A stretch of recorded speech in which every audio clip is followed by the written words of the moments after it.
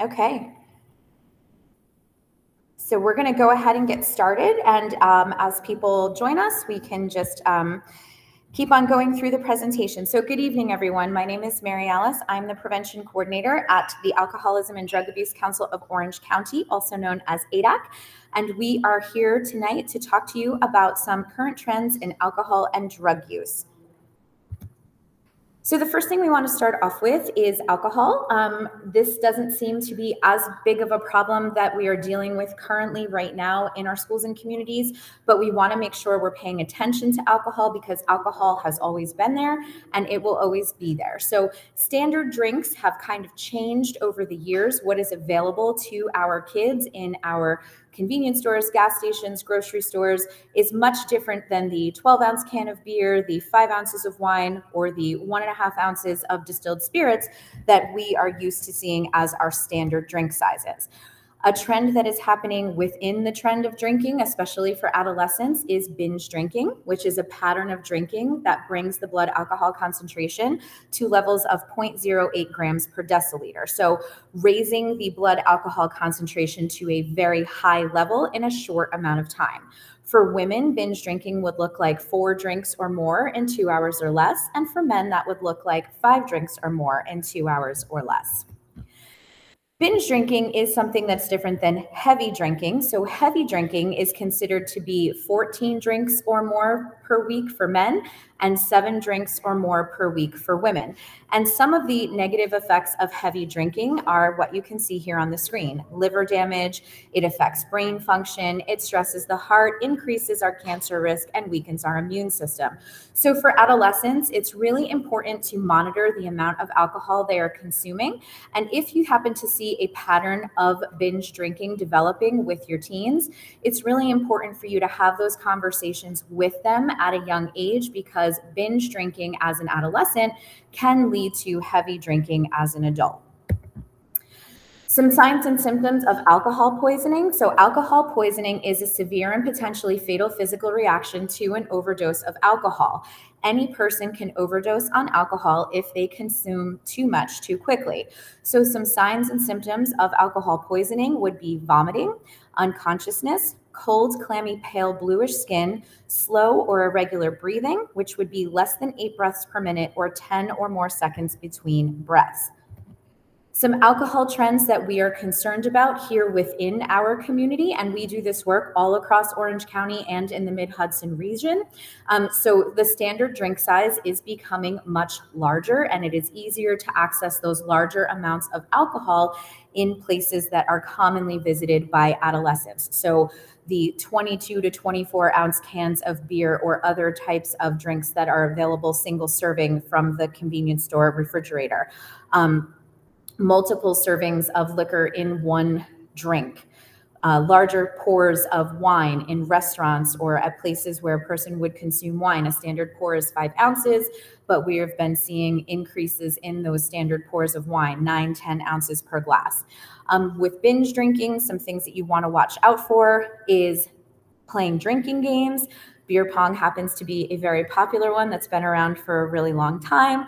There's also other games known as Power Hour, which is challenging yourself to take 1 shot per minute and see if you can get through an entire hour. There are card games built around drinking and also board games built around drinking. So you want to be aware of all of those drinking games that can lead people to consuming a high amount of alcohol in a short amount of time without even knowing that they're really doing it.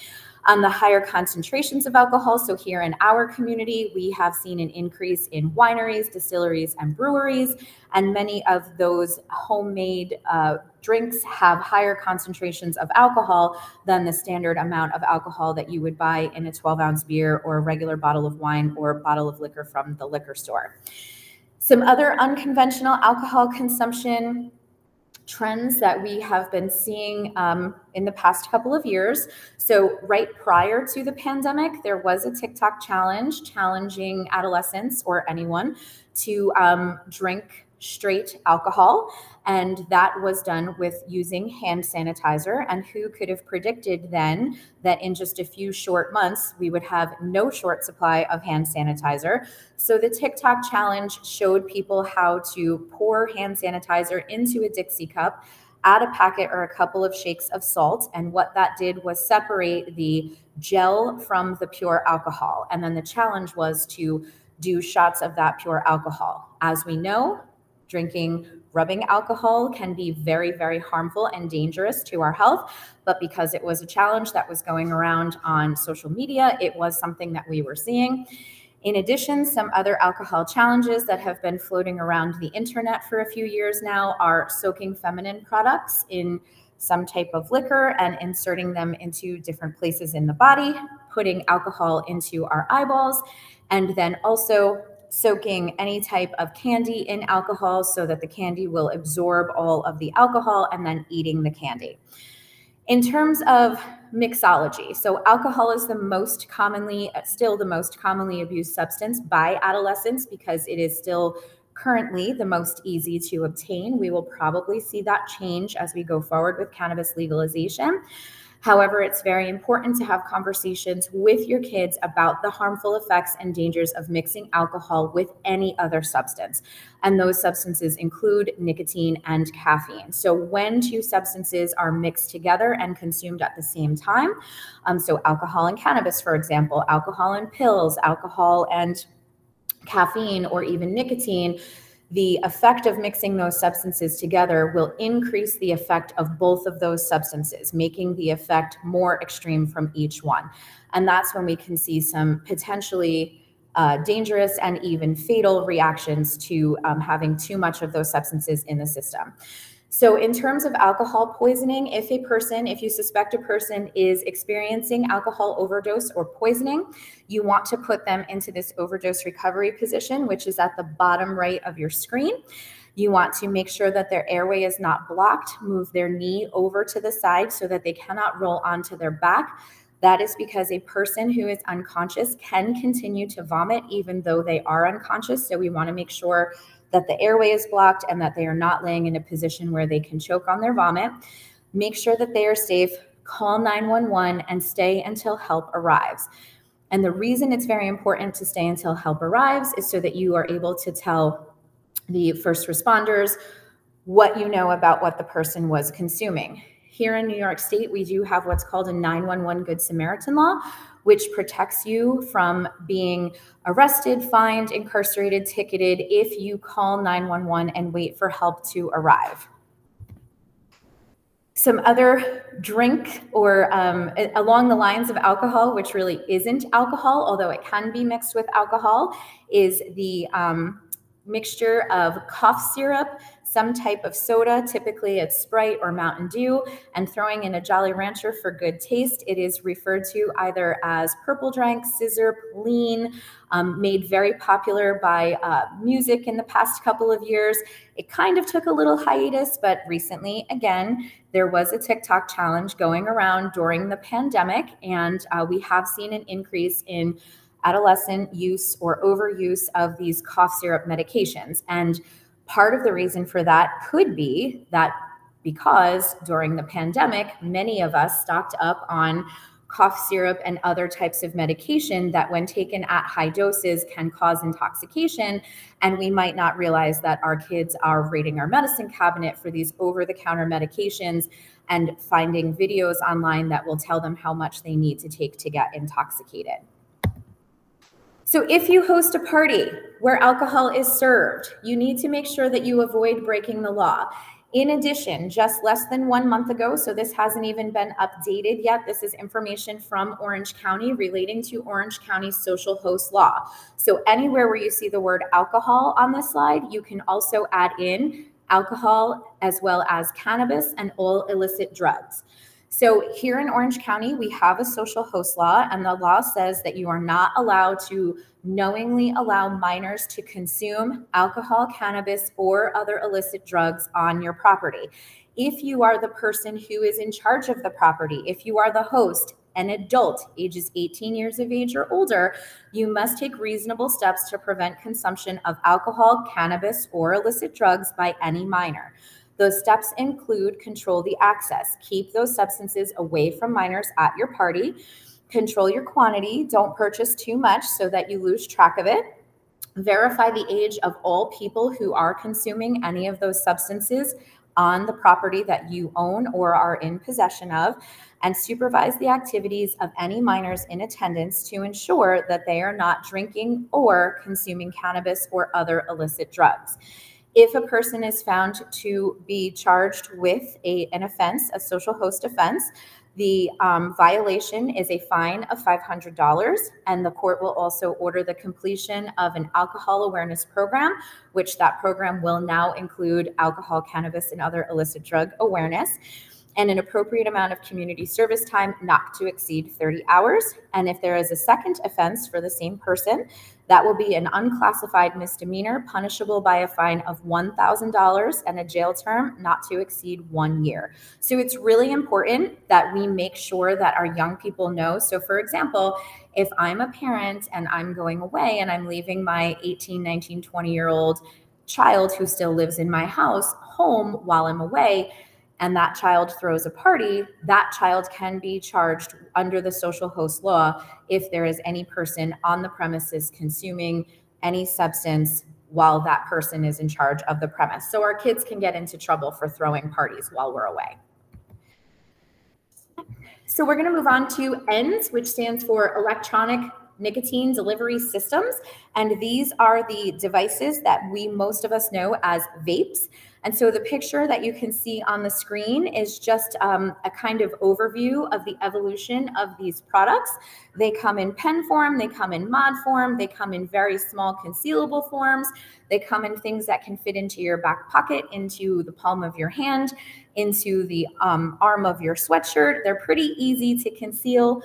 If you are a person who wears a bra, I hear that that's a very common place for them to hide them. So these are devices that are containing nicotine that people are using in place of using tobacco products, combustible tobacco products. So disposable vapes have become very popular recently, probably more than these devices, simply because when the legislation was passed that banned the flavors, it was easier to get these disposable products because these disposable products were outside of the legislation. So any closed circuit disposable device was still allowed to be manufactured with flavors. And so those other devices that needed to be refilled or pod systems, the flavors for those products were part of that legislation that banned flavor production, I believe back in the spring of 2020. So some of the side effects of nicotine that adolescents especially don't realize when they're consuming these products, what they've heard, the message that they've been sent from the media is that vaping is safer than smoking. That's only potentially true if the person is already a smoker, because whether it is a combustible tobacco cigarette or whether it is a vape product, if it contains nicotine, nicotine has many known side effects, not just the side effect that we are most commonly familiar with, which is the effects that it has on our lungs, causing different types of cancer, respiratory diseases, breathing illnesses, etc. Nicotine is a drug that is in the stimulant category, so it will increase or make fluctuations in our heart rate, can cause tachycardia and other coronary artery constrictions. It affects the endocrine system. It even affects things that we don't commonly think of that it affects, like our joints and our muscles and even our bloodstream. So the effects of vaping that we know to be true, which are backed up by science. So keeping in mind that these products have only really been around for about 15 to 17 years, widely available here in the US. So in terms of long-term research and evidence about the long-term effects, that just doesn't exist yet. But we do know that it can cause damage to the prefrontal cortex of the brain, the part of the brain that's responsible for decision-making, emotion management, impulse control, all things that are really difficult for our kids to do anyway because their brains aren't fully developed until they're well into their 20s. It does cause lung damage and can cause our lungs to become more prone to infections because of the e-juice flavors, mixing with those liquids when those liquids are mixed together, they create other undisclosed chemicals. It is linked to severe respiratory illness, bronchiolitis, and lung infections. Right before the pandemic started, there was a small outbreak across the country of several hundred people who became very sick from tainted pods that were available for purchase.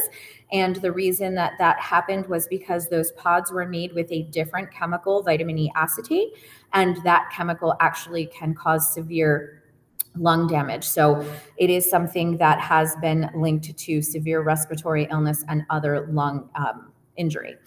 It does of the heart. The vapor can narrow our arteries by up to 30%. It does cause DNA damage to our oral cell DNA, just like smoking cigarettes, because we don't brush our teeth and rinse with Listerine every time after we vape. So all of those chemicals can stick around in our mouth, on our teeth, in our cheeks, in our gums, on our tongue, and cause damage to our oral cell DNA. And the last one, which is really concerning, especially for kids, is the rapid increase in mucus production. So when I talk to kids about why vaping is, harmful for them, or, why they continue to vape even though they know they shouldn't, one of the biggest things they say is that they noticed early on when they started vaping that they could tell that their lung function was altered very quickly. They felt like it was harder to breathe.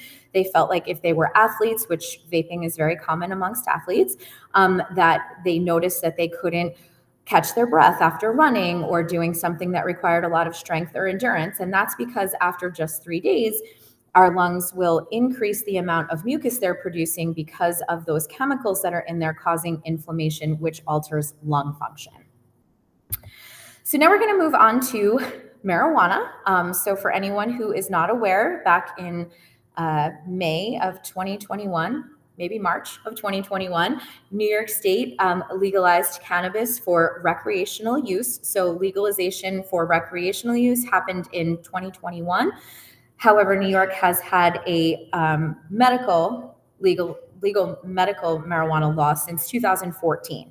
So the only thing that's new is the recreational piece. And it's important for me to point out, because this is why we've been seeing a lot of problematic use amongst our teens. Currently in New York State Cannabis Control Board has not administered any legal licenses for recreational dispensaries. However, we have seen a huge increase in these products being available in our gas stations, convenience stores, bodegas, vape shops. Pretty much anywhere you can go and buy a tobacco product, you can buy a product that's labeled to contain THC. So THC and CBD are the most commonly known chemicals that exist in cannabis, even though there are hundreds of other chemicals that are also known to have many medicinal or health benefits. But THC is the psychoactive compound that creates a higher euphoric feeling, and CBD is the non-psychoactive compound, which would reduce the psychoactive effect of the THC. So some of these are the most commonly associated products that you would probably think of when you think of a person using marijuana. And you might be looking at this slide and saying, what's that thing on the bottom left-hand corner? It looks like a dental tool, or it looks like a little container to hold lip balm or lip gloss. That's because the marijuana industry is ever evolving and ever growing and ever changing. So marijuana is no longer just that plant, flower, bud material that you're probably familiar with from growing up in whenever you grew up, 60s, 70s, 80s, 90s. But this is what's more concerning currently with our youth using these substances. So the marijuana concentrates, which are extractions that come from the plant where the pure THC is extracted and made into these three, are the most common forms of a concentrate or an extraction. We have butter, shatter, and wax.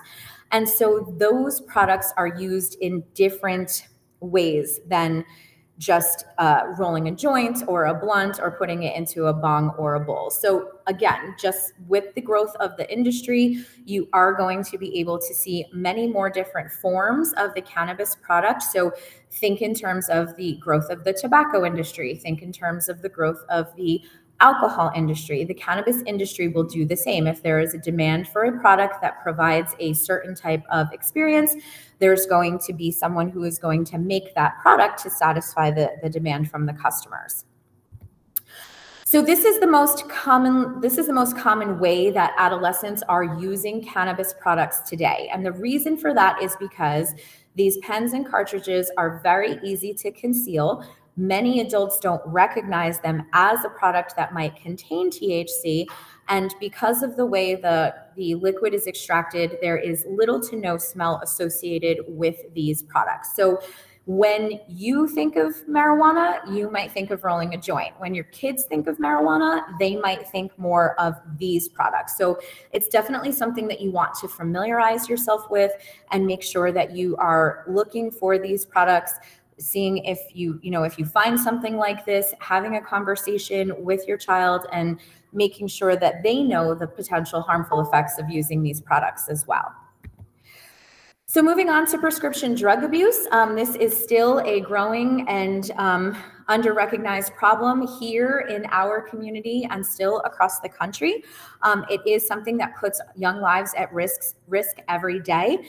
And so there's two different types of prescription drug abuse. The first one is self-medication. That's using a drug without a prescription, but to obtain the intended benefit of that prescription. So for example, if someone in your household were to have dental work done and they were prescribed Vicodin or some Percocet or some other type of pain relieving drug, and they only took a couple and put the rest in the medicine cabinet, and then you have a backache and you say, oh, I know there's some leftover painkillers, that would be considered self-medication and drug abuse. And then the other one is recreational use, which is using the drug for the intention of getting high or feeling good. So as we know, prescription drugs do serve a very important purpose when used under a doctor's care. And we want to make sure that we're also having these conversations about prescription medication now as we move forward with cannabis legalization as well. If cannabis is going to be used in your home as a medication, you want to make sure that you are modeling proper use of those medications by keeping it stored in a way that you would keep any other type of medication stored in your home out of reach of children. With prescription medication specifically, misuse can lead to overdose, addiction, and even death. The most commonly abused prescription drugs are the category of opioids, and that would be, for example, hydrocodone, Vicodin, Oxycontin, Percocet, methadone, and codeine. Benzodiazepines, which are central nervous system depressants. They're used as sedatives to induce sleep, prevent seizures, and relieve anxiety. Most commonly known are Xanax, Valium, and Ativan. And then the amphetamine-like drugs. So these are central nervous system stimulants. They are typically used to treat attention deficit hyperactivity disorder, or ADHD. Examples of these are Adderall, Concerta, and Ritalin. In the central nervous system stimulant category, this is one that we hear a lot about adolescents abusing this particular category because it is also, these drugs are also known as study drugs. So for kids who are high achievers, college students trying to pass a big test, studying for the SATs, they will seek out people who they know take these medications and ask them to buy them from them so that they can stay awake and alert in order to get through those study sessions or finishing a big project or paper. They also, everything is increased when a person uses a stimulant, increases heart rate, breathing rate, brain activity, most commonly abused by high school and college students. And then the next category that's also troubling, we've heard a lot about adolescents misusing these prescription drugs, is the benzodiazepines. So benzodiazepines are scheduled as a Schedule IV drug. It falls into the central nervous system depressant category, so it would slow everything down. And these drugs are most commonly prescribed to people who have anxiety, panic disorders, trouble sleeping, trauma, PTSD. So some signs of intoxication or overdose from using benzodiazepines would include shallow respirations, slurred speech, clammy skin, dilated pupils, and weak, rapid pulse.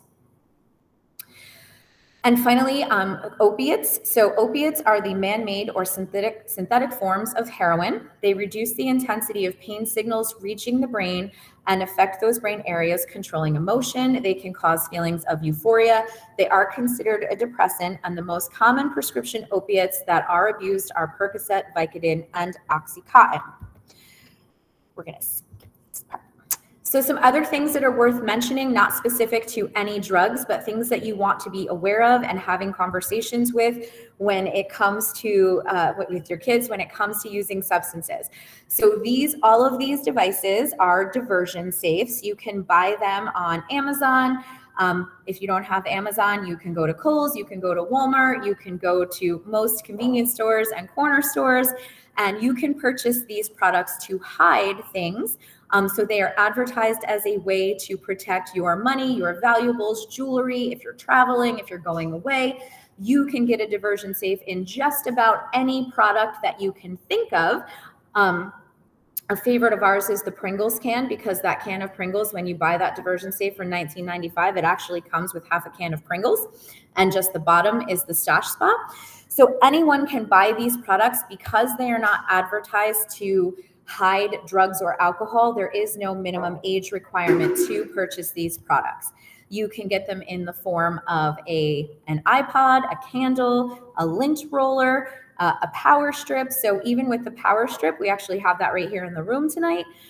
When you plug it into the wall, the light lights up, letting you know that it is plugged in and has power. But instead of being able to plug any other type of device that needs power into it, you can put money, you can put jewelry in there to hide them. So alcohol concealment, the same thing. You can get anything from flasks that look like ice packs to flasks that look like coffee cups, that look like iPods, that look like flip-flops, that even look like a baby that you can carry in a carrier and attach to yourself and pour the liquor out of the back of the baby when you no longer need to conceal it. So clothing is another one, that any type of a hat that has a brim is easy. A baseball cap is an easy way for people to hide something. There are some clothing lines and some brands that do have particular stash spots and stash locations. Many of these clothing lines and brands are associated with things like snowboarding, skiing, skateboarding, all of those things where you're not going to want to carry a backpack or a purse or something like that. So the clothing comes with places where you can put your keys and your money. So again, it's not promoted as a way to disguise drugs and alcohol, but kids know that those are the ways. So typically for any clothing in those lines that has a stash compartment, you would find it underneath where the logo is for the brand of clothing. Some other brands that are associated with a drug culture would be Boulevard. And so on first observation, this looks like it is just a palm tree, but actually this is a pot leaf. Into the AM is another brand of clothing that is very much associated with party culture and drinking and drug culture. Any type of clothing that has a combination of letters that you're not familiar with, you definitely want to be Googling that to see what your child is wearing as they walk out the door to go to school, because even if you don't know, someone knows what that message is. So DTSAB could stand for down to smoke a bong, blunt, bowl, anything like that. And the oil rig, so the oil rig is meant to symbolize those marijuana concentrates and extractions because they are often referred to as oil. Some apps that it is, there are hundreds of apps. If you want to look up any apps that have anything to do with drugs, nicotine, alcohol, what have you, you can just go to your app store, whether you have an Apple or an Android phone. You can type in marijuana, you can type in vape, you can type in any of those words, and all of the apps that are available will come up for you. So there are a variety of apps out there. There are a variety that can tell you places to find doctors who would prescribe cannabis products. A social network that Mass Roots is one from Massachusetts, I believe. That's a social network. Nest Drop started out as a booze delivery app, but now they do what they really want to do, which is deliver weed. So even if these apps are not available, even if these services are not available here in New York yet, they are going to be available. So these apps will become available here in Orange County. Our dispensaries, which there are two currently, the Botanist and Cureleaf, they are on an app called Weed Maps. And so you can download that app to, if you download Weed Maps, it takes your location and it lets you know where the drugs are, where cannabis products are available to be purchased in your area. There are apps that talk to you about growing marijuana. There are apps that rate marijuana. There are apps that review weed stores.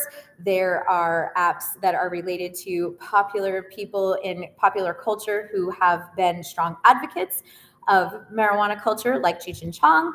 And finally, my favorite is the dating app for stoners. It's called Hi There. It's just like other dating apps, except it's the weed that ties everything together. So all of these apps are available on your Apple or Android phone if you go to your app store. And the same thing for vaping devices. These are available as well. Just go onto your app store and look up any of these Vape Maps, Vape Boss simulator. You can even actually turn your camera on to simulate the vape in your hand, so you know how it's going to look if you choose to purchase that particular vape. Some emojis. So drug codes, that this came out from the Drug Enforcement Administration. I will just preface this with, this is the most current list of emojis that are associated with drug use, but I will tell you that is ever changing and evolving. And this list is probably very dated already, even though it just came out just a couple of months ago. But just being mindful of what your kids are using as emojis in their messages, and don't freak out if you see that they are perhaps using, I'll use the dragon for example, because my daughter goes to a college where the mascot is a dragon. And as you will notice on this paper from the Drug Enforcement Agency, that dragon is associated with heroin. It's just really important to have a conversation with your kids. If you notice combinations of emojis that they're using, or if they're only using emojis in messages that they're sending to their friends, be mindful of that. And don't be afraid to ask them, what does this mean to you? And why are you using these particular emojis? In terms of services, so our organization, ADAC, the Alcoholism and Drug Abuse Council of Orange County, offers a wide array of programs and services and events to meet the needs of individuals, families, schools, and communities. We are an information and referral resource. So if you or someone you know are struggling with substance use, you can call us. You can visit our website, adacinfo.com, and we will help you to navigate and find the resources and supports that you may need. We provide prevention education. We help communities build coalitions. Here in the Newburgh area, you have a wonderful community coalition called Team Newburgh. You can look them up on Facebook. You can Google them. They meet the first or second Wednesday of every month here in the city of Newburgh. So you should definitely check them out if this is an issue that you would like to be a part of helping the community change. This community is full of resources for youth, for treatment, for recovery services. You just have to know how to access them. So if you are in need of any of these services, please reach out to us and we will help you to find those resources that you may need. Finally, this is the Text for Teens app. It is a confidential text line for teens to connect with trained counselors 24 hours a day, 7 days a week. It is an amazing resource. And if you are a parent who has recently given your preteen or young adolescent a cell phone, please pre-program this phone number into their phone when you give it to them. Explain to them what Text for Teens is, because it is a way for them to talk to someone in an anonymous and confidential way if they are struggling with any of the things you see on this screen or anything else that might not be something they're comfortable reaching out to you about or someone at their school. This is another resource for them to get the help and support they need. If your teen is struggling with substance use, you know that they are experiencing mild to moderate consequences of use, we do administer a program called Teen Intervene. It is an early intervention program. It is not meant to treat or diagnose any type of a substance use disorder. But again, if you are interested in getting more information about this program, you can reach out to ADAC through our website. And I believe all of this information will also be available on your school's website at the end of this presentation. And we're going to take just a moment to switch over to our next presenter. So please don't go away. Stay with us for one more second. We're about to introduce another wonderful resource here in the city of Newburgh.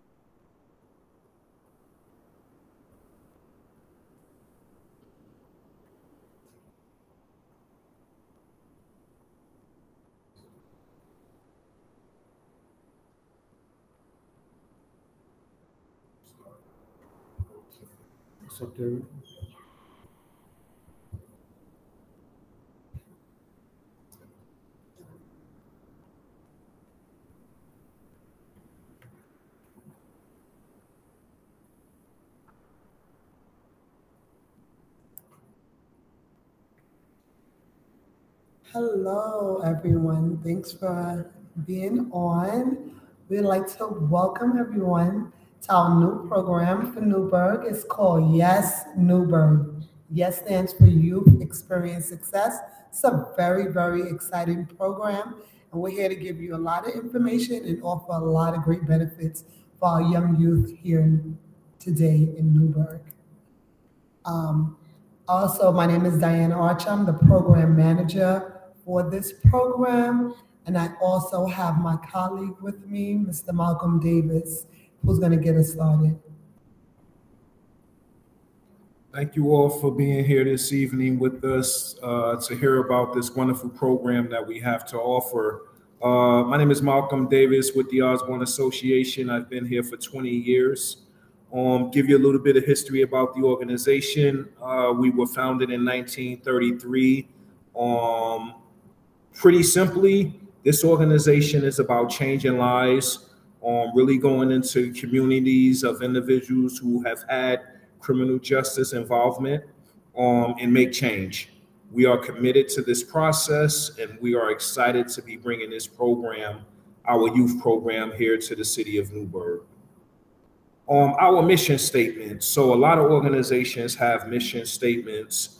And one thing about this organization is that it was not generated just by an executive team. The entire organization, which is over 400 members, had an opportunity to give insight, to give some feedback into our mission statement. And it is what it says it is. We serve individuals, we serve families, we serve communities who have been affected by the criminal justice system. And through our programs, what we do is we offer opportunities for individuals to heal and live more productive lifestyles. We have core values here at the Osborne Association, and those 4 values are real simple. We honor everybody's ability to change. We celebrate within our community, our shared community. We are united in our pursuit in equity, so we believe in everybody. We keep our word. If we say we're going to do it, then we are going to do it. And last but not least, we are unstoppable. We are about commitment. We are about making change. And once again, we're just super excited to bring this program to the city of Newburgh. Now I'm going to bring back Diana, and she's going to speak a little bit about the program overview. I am back. So I'm going to do the program overview. Youth Experience Success stands for YES, and we are here in Newburgh. Right now we're supported by the Opioid Affected Youth Initiative of the U.S. Office of Juvenile Justice and Delinquency Prevention. It's designed to serve youth affected by opioid use, substance abuse use disorders, and related criminal justice involvement of their parents. A quick update is that we're not only doing parents, it can be self for the youth, it can be their neighbor, any supportive loved one. It does not matter, so long as the young person is being affected. So to be in this, to be a youth, you should be a resident of Orange County. You should be able to attend a program located in the city of Newburgh. You should be from the age of 12 to 18 at the time of enrollment. All enrolled participants remain eligible till they're 21. Enrollment requires a parent guardian if you are under 18. Program structure. Yes, Newburgh is a 3-year program. 15 new young people will be enrolled each year. Youth are encouraged to remain in the program for the full 3 years. Participants attend a 2-hour after-school group activity twice a week, and there's individual one-on-ones. Every young person will create an action plan where you're going to be creating goals. So if your goal is, I need to get a job, I need to have a better relationship with my parent, and I want to attend dance class. So said, so done. What do you do? What do we do? What do we do together? Another part of this structure is that every young person that attends this program that keeps the average 80 and above is receiving a full scholarship to go to college, room and board included. Also, every young person that does attend the program is a part of our summer youth employment, so they will be receiving a summer youth job, and it's also a paid internship. So you do get paid to do well in the city of Newburgh. Key program benefits.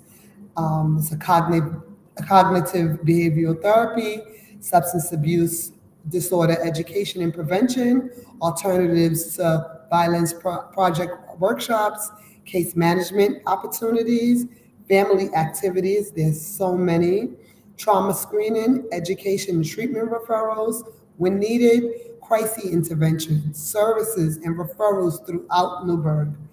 Most young people who stay in the program will be part of our Youth Ambassador program. In the Youth Ambassador program, it's amazing because young people are receiving their certifications to become facilitators, to also do coding, and to become web designers. It's been known that young people who do complete the program are making anywhere from $60,000 to $130,000 a year. I'm going to bring Malcolm back to talk about our Youth Ambassador program. All right, thank you, Diana. So, real briefly, the Youth Ambassadors are those youth who have pretty much excelled. Diana said this is a 3-year program. The Youth Ambassadors will be heavily involved in the community, working on community projects. It could be something as simple as gardening. We are looking to beautify certain areas within the city of Newburgh. The Youth Ambassadors will be out into the community, recruiting other youth, speaking to other youth, being a role model. The Youth Ambassador is going to be that leader that shows the other youth that, I went from point A to point B, and now possibly I'm on my way to college. Possibly I got a job now. Possibly I got some positive people in my life now that I'm working with. So the Youth Ambassadors play a critical role in this entire program here. The benefits, we want to speak briefly about the benefits, because what comes with this is teamwork.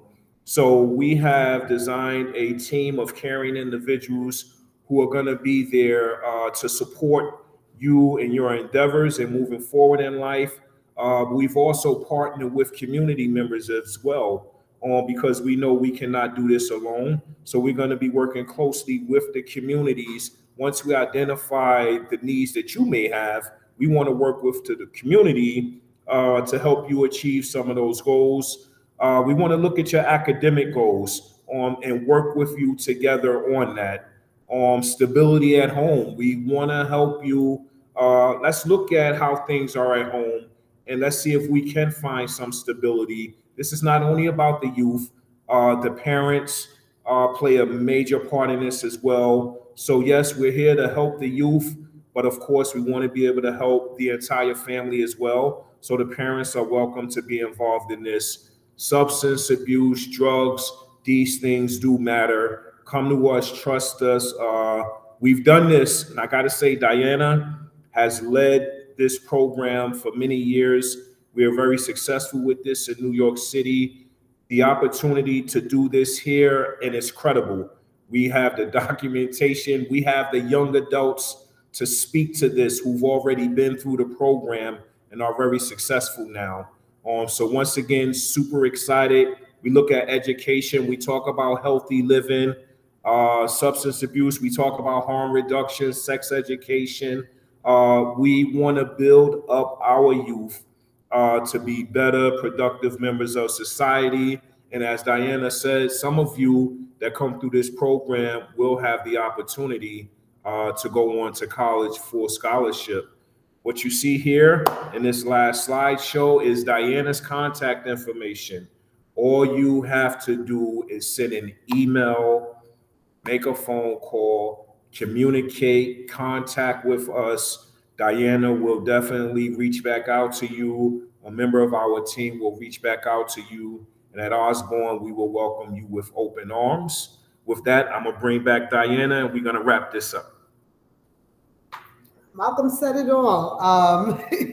We are so excited. We're almost starting the waiting list. So if you have a young person, you are a young person, you need to call me right away, send an email, send a text, whatever it is, get enrolled, get this money that's out here as well, but at the same time, get the certifications that you're going to receive and the great benefits. Be a part of a family.